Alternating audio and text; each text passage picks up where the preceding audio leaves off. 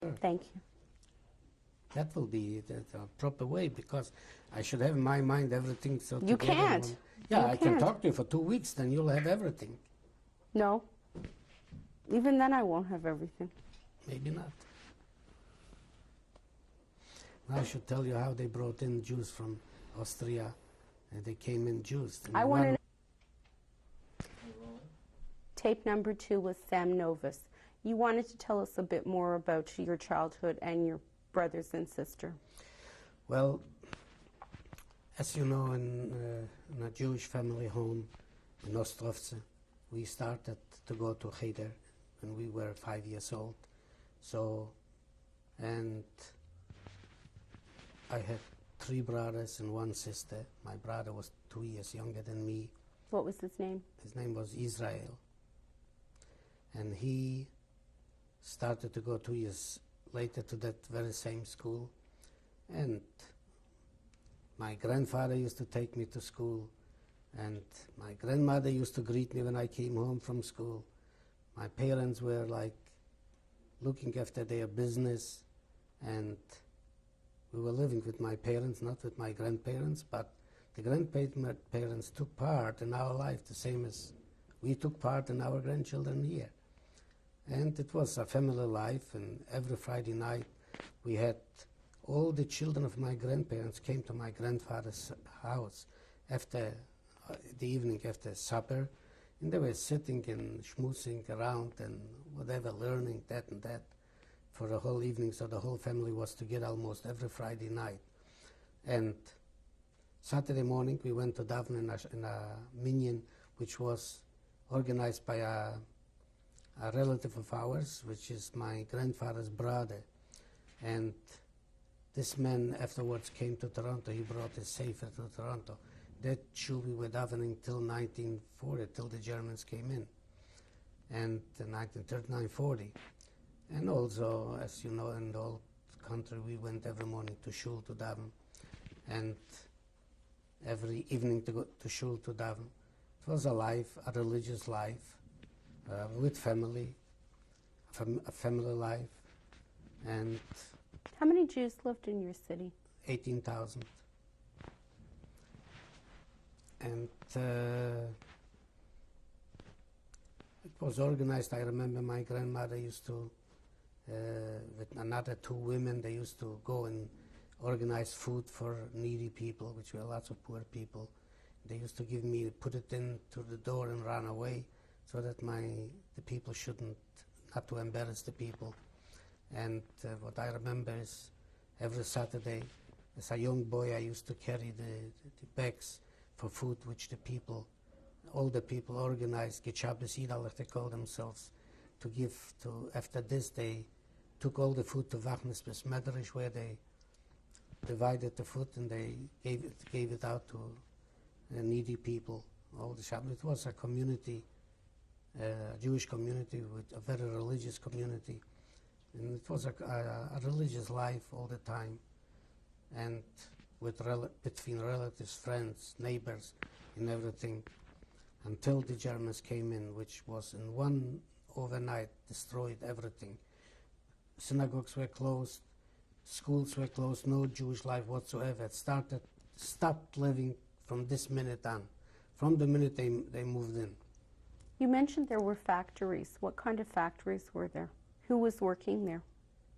There was a big factory in the city which produced trains, and they made iron from ore. And that factory, not one Jew worked there.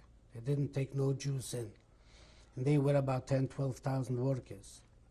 And this, under the Polish government, no Jew was taken into that factory. Jews were mostly in small, small factories, let's say carpenters, what you call here plumbers, not plumbers, schlusserjes, and brush makers, I don't know, tailors, shoemakers, very light industry. The whole city lived a life of small industry. If it was government work, no Jew was allowed. No Jew was taken to, let's say, build roads or something like that. No Jew. There was one Jew at one time who was working by building roads, and they liquidated him in a short time. They fired him in a short time. They did not allow any Jew to work on any government projects or any big factories. And so Jews were living like in their own environment and with small stores or... Was there any contact with non-Jews? Yes, there were contact with non-Jews. They came in to buy from Jews. The villages, they used to come twice a week, Monday and Thursday, which they came into the city with their produce to sell, and they bought from the Jews everything they needed for themselves. And that was the life in Poland, naturally, until the Germans came in. And it was more a family life. The family got together, and we had quite a family. My mother had 3 brothers, 2 sisters, and when it came Friday night, you had them all together. And this was the life, was a very happy life, the way they knew it. And in 1939, when the Germans came in, everything was cut down, out. The light went out. So, started a new life. People were still have to make a living. They worked. They went on and still risked their life to go out in the village to sell. The farmers were not allowed to come in anymore to the city. And so people went out to buy from them. Some even were killed there. And when they went out to the village to sell their products and to buy from them their products. It was... in my place, the Germans were buying the brushes which they need for their purpose. So we had quite a few people working in our place until the Judenrat took over. And I used to get a pass which I paid money for. I should be able to travel in the train. When I traveled in the train, it was not so easy either, because I had to hide in the train sitting. I had to hide my Zion, what we had to have on our arms, a band with a Zion, if you know that. And I had to hide this. And at one time I came, but this was later, already 1941. I came to a city of Dębice. The train stood before Dębice. A few kilometers, there was a place named Pustynia, where they used to have a camp there for Jews. And then after 1941, when the Russians, when they went out to war against the Russians, they had also Russian POWs there. And at one night, the train arrived there, and I was in that train when they burned. They killed 10,000 Jews and 10,000 Russian prisoners in that day. This was in 1941, and I was in that train. We were standing there a half an hour, and they threatened me, the Polacks threatened me, that Germans are going to come and take me off that train. And I was sitting naturally with fear, much fear. And when I came into Dębice, an hour later, going through from the station into the town, because we had to change trains to go to Tarnów, so was a place there, the name Ofen. This place, they had like a little restaurant, and if we had to wait for a train, we couldn't wait at the station because we were beaten up by Polish anti-Semites, by German anti-Semites. So we ran into Dębice, to that Ofen, to that place in the restaurant, and on the way there was a guy selling papers, newspapers, a Polak, and he recognized that I'm Jewish, and he was screaming, Juda, Juda, Juda, and he ran to 2 Germans, and they came after me, the 2 Germans. Where is your binde? The binde. So I moved down, so I moved it up back. He gave me a slap on this side and this side, and they went away. And he was running after them that he should shoot me. And I ran away, and started up already tough times. I came to Tarnów. In Tarnów, I was in a place which was a little bit out of the city where I was to buy some raw material for our factory. And up on that street, which was Lvovska, on that street they were rounding up Jews for that camp because they emptied out just the day before. They killed all the Jews in the Russian POWs, so they rounded up other Jews to bring them in there. And I was just across a river where they didn't come. So I was safe that time. The next day I went right away home back to Ostrovets. I came back to Ostrovets. My mother said I should go to the Warsaw ghetto, that people are going in. They're paying $30 30 zlotys to go through the wall. So that, and we should see to take out some of the children from there, because we knew already that the Warsaw ghetto is very bad, that the people are starving, they are dying, and so on. In our city, we didn't die yet. We were still living, because we went out in the villages. Whether we could do it, we had a little pass or something else, we somehow were managing. So I went from Ostrovets with other two boys. They knew the road already. When we came into Warsaw, we went into a soda water store where we paid 30 zlotys, and they let us run through a hole in the wall, Bagna and Wielka, on these streets where they built walls, but there was already a hole in the wall. So we ran through that hole, and it was arranged that the policeman, a Polish policeman, was watching that. He's going to call us, Stój. We should stop, but we shouldn't stop and run in. He's not going to shoot. So we arranged that, and we went in. I came in inside. When I came in inside, I opened my bag. I saw a man, yellow. He was begging for a piece of bread. I had 4 slices of bread my mother gave me, and I tried to give him a slice of bread. This man fell down on me, grabbed the 4 pieces of bread, and he was sitting and eating on the floor, on the ground, like this. I got so scared. I was a young boy, 17 and a half years, 18 years old, from a small town. I was very scared. And I ran from there to the address I had. And I remember I hired a rickshaw, if you know what this is. And the guy dragged me, he himself was the horse, and he drove me into my uncle's place. I came into my uncle's place. The whole day and the whole night people were yelling, "Mir Hingo, 12 op, a Stückerle Brot." Mein Tate gestorben für Hingo, meine Mama gestorben für Hingo. Ich bin geblieben allein. And I was scared. I was very scared. And I was there a few days, and I said, I want to go home. And they arranged, and I gave them the message, where I came from, and I went home. So my uncle arranged there with a Polish streetcar man who runs a streetcar.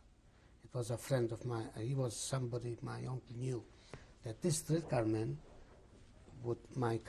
they would take in my cousin in his streetcar because it was a building or a road, a street, where the streetcar had to go through the Jewish area, out in the other area, in the non-Jewish.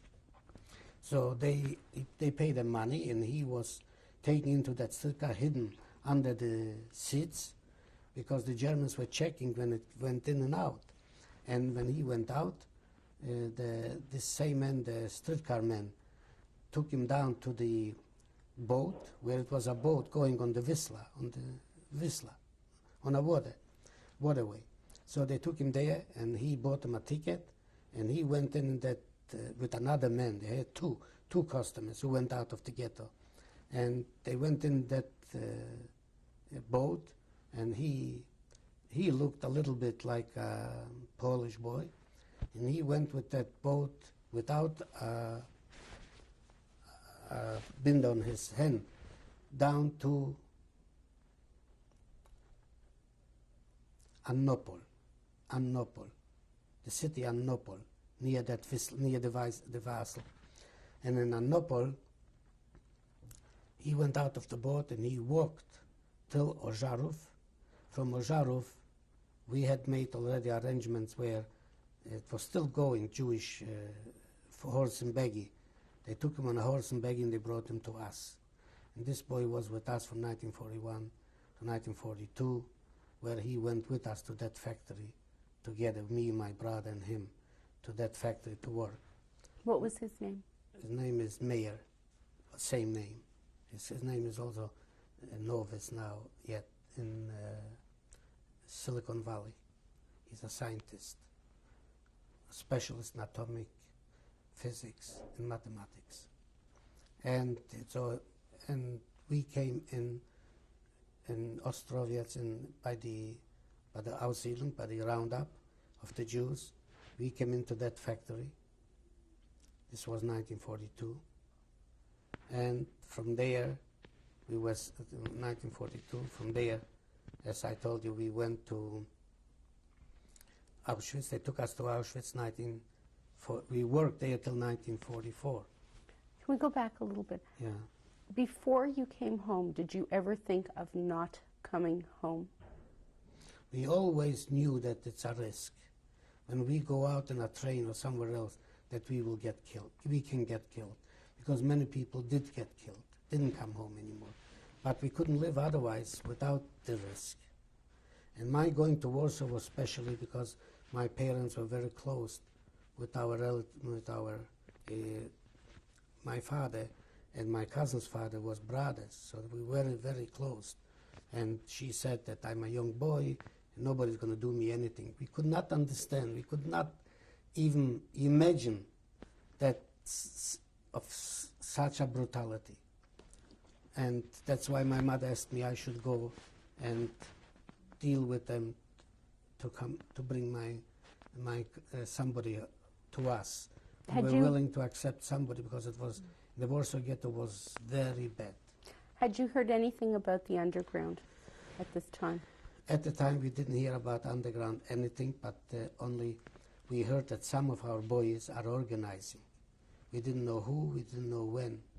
We knew that we should be prepared, the young people, that they are organizing. In 1942, when we were the first time, after the first roundup, and they took most of the Jews out of the city, we heard that there are 60, or I heard that there are 60 boys which I knew. They are already out of the city, not exactly in the bush, but in where it is not inhabited territory. It was in Baltuf, they called it. That in the mountains there, in the hills, they are there and they are organizing that we all will go there. Someday they will call on us to come, but they are organizing there. And then we heard, and whilst going there, then they took us from that ghetto, which they made a small little ghetto after the roundup. It was in a small, we were living in a house there from Jews that were already killed. And we heard that they were fooled by the AK, the Polish underground AK, that they should come and they're going to teach them new weapons. They got from England weapons. And there were 60 of the boys. They fooled them into a pit and they shot them all dead. The Polish underground shot them all dead. They took away the weapons they had. They told them to come with the weapons. They went with the weapons. When they got them in the pit, they told them to put the weapons in one place there, and then they shot them all from machine guns. And two of them, one I know is Zweigmann, Schloime Zweigmann. He's the one who had been shot through, but he could still run away. And when they were taking people from work, where they work, into the barracks, he ran into this group, and he came into our camp, where we were in the barracks, and a doctor in our camp, we had a doctor there who looked after him and healed him. And this guy went with us together already to Auschwitz, didn't anymore go out. And from Auschwitz he went to other places where he lived through. He lived in New York, this guy, and he told us the whole story about how it was in the partisans, how they, in the beginning, they tried to be with them. They tried, they're going to be friends. They fooled them in every way until they were organized already a little bit. They killed them. And this was the end of the underground. of which every boy, every young boy hoped. Every young boy had hopes. Oh, they're going to call us. They're going to call me. They're going to take me. Going to take me. Everybody wanted to go somewhere. We knew also of two of our boys who went into the area where they were successful in going there, because to go somewhere by train or by bus or something was a very big risk that the Polish will recognize you and they will hand you over to be killed. But they somehow had different looks, and they went through to near Polessie. Polessie is the eastern Poland, near Russia. And over there they went and they contacted the partisans where there was a Russian leader. But what I heard lately was that these two were killed in action. They were killed because they sent them every day. They sent them because the Russian partisans were also anti-Semitic. So the guy who was running it was a Russian soldier, actually, without a foot, one leg less. This guy, they were sending the Jewish ones, were there every day out to put mines or to shoot or something like that. So at one day they were killed in action against the Germans somewhere, and they didn't live through, these two of them. Now, going back to the camp in Ostrowiec, when we were in Ostrowiec, there were two boys, Stein. They were educated, they went to a high school, which not very many people in Ostrowiec went to a high school. They did go to a high school. And these boys were working not in the Ostrowiec, in the factory, in the big factory in Ostrowiec. They were working in a place where they make bricks. And over there they tried to organize. And somehow they ran away and they were cut. They brought them down into our camp there where we were, and one assessment, a Ukrainian assessment, whose son was killed on the Russian front, took out a revolver and he shot them both in our camp. He told them to kneel down, they kneeled down, they shot them, both boys of them. So it was by us to organize ourselves. First, we didn't have the intellectual people to do that, and secondly, we had not only to watch out for Germans, but also for the population, the Polish population, which were very anti-Semitic. The Polish or Ukrainians, they were not anything different than the Germans. So it was almost impossible to move anywhere and to do anything. You mentioned Ukrainians, Lithuanians. How did they have access to you? Well, the Ukrainians were guarding us. The Ukrainian SS were guarding us from the roundup, which is a Vyshedlenie, until they sent us out. And they were the ones who guarded us into Auschwitz in 1944. So they were guarding us all the time. And we were all the time under the surveillance of them. And they could shoot anyone they want. They did shoot people. And many times they made, for instance, when we were koshariet, you know what koshariet is? Yeah. When they took us down to live in the barracks, so we were in the factory. In one of the buildings, we were there. Because we didn't have where to sleep. We slept on the floor in the factory. They told us to take our belongings, we're going to be there. We took our belongings and went down.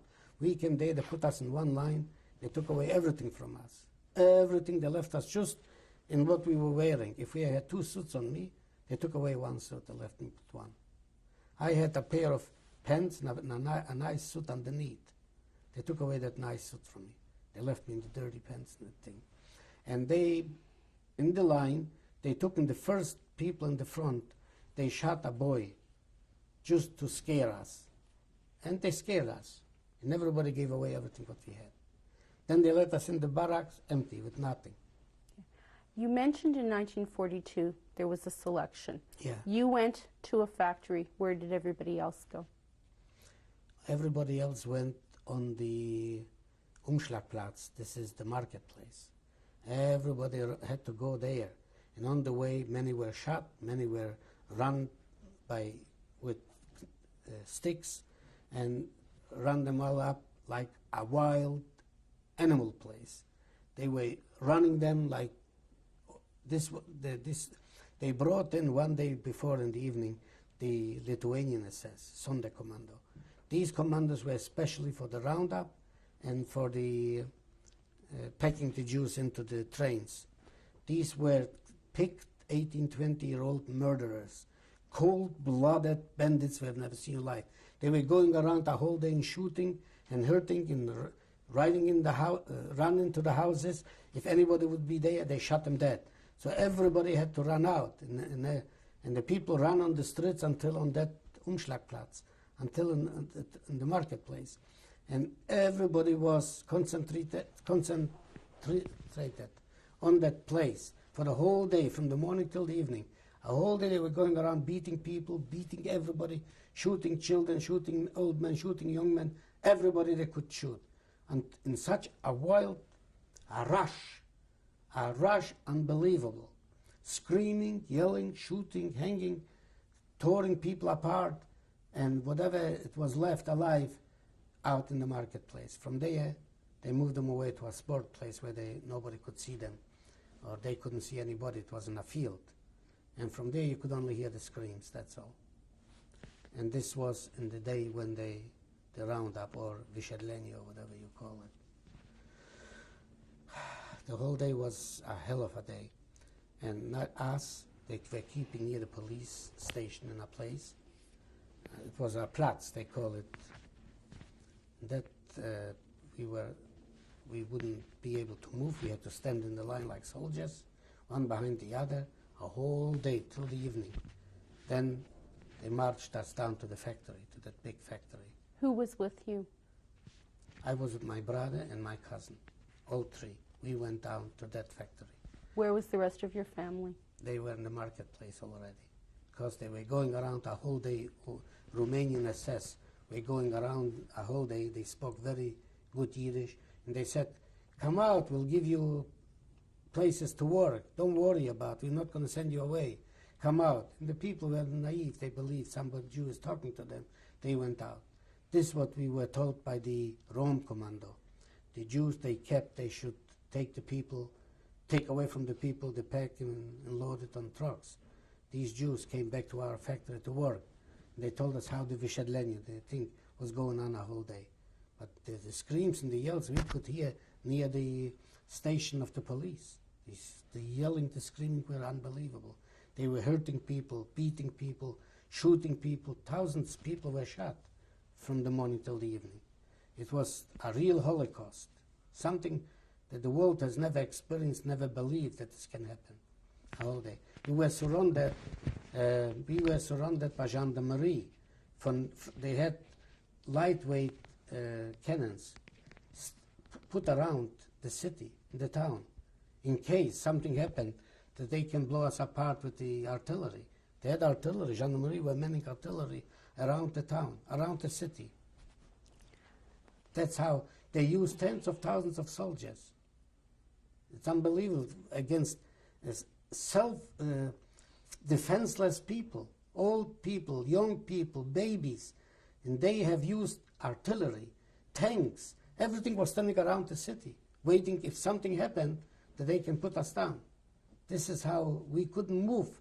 We couldn't even say a word. If you say a word, you're shot dead. And this was all done, the most of the shooting was done by the Lithuanians and by the Ukrainians.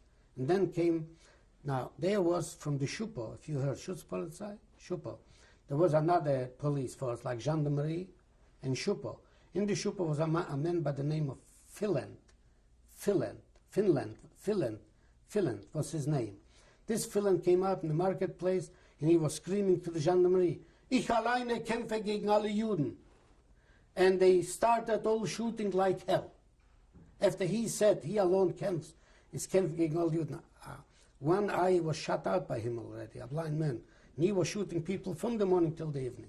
He was going around with his revolver and shooting people.